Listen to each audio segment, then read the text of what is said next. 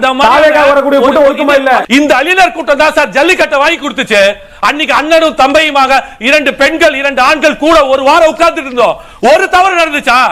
எந்த இடத்துலயும் வந்து காவல்துறை மேல கை வைக்கல. விஜய்க்கு என்ன சார் தவறாக நடந்துக்கல. பிரியாணியை சாப்பிட்டுட்டு சார் நான் இளைஞர்கள் பத்தி தான் பேசிட்டு இருக்கேன். இங்க வந்த கூட்ட இளைஞர்கள், இங்க வந்த கூட்ட பெண்கள் வந்தது எல்லாருமே நான் மக்களை பத்தி தான் பேசிட்டு இருக்கேன். ஓவராலா ஜல்லிக்கட்டுல போராடுற யாரும் போஸ்ட் கம்மி மேல ஏறல, பிரியாணி ஏறல, டிரான்ஸ்ஃபார்மர் மேல ஏறல, மூஞ்சி உடைக்கல. நாங்க பொது சொத்துக்கு சேதம் விளைவிக்கல, தவறா பேசாதீங்க, கம்பிகளை திருடல.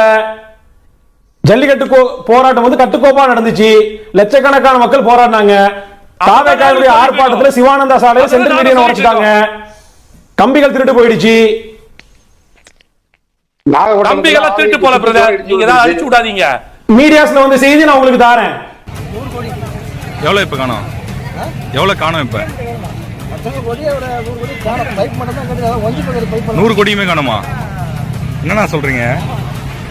இப்ப அதான் வண்டியில ஏத்துறீங்களா? என்ன என்ன சொல்றீங்க?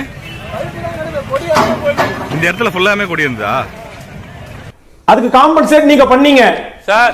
குறிப்பிட்ட கார்ப்பரேஷனுக்கு தாவேகா திருடு போன கம்பிகளுக்கும் சென்ட்ரல் மீடியனுக்கும் சேதமான பொது சொத்துக்கும் நீங்க காம்பன்சேட் பண்ணீங்க. ஏன் உங்களுக்கு இவ்வளவு பொறாமையா? ஏன் இவ்வளவு உங்களுக்கு பொறாமை? ஏங்க பொது சொத்து நீங்க அடிப்பீங்க, கேட்க கூடாது அப்படிங்க. ஏன் வரி காசுறது?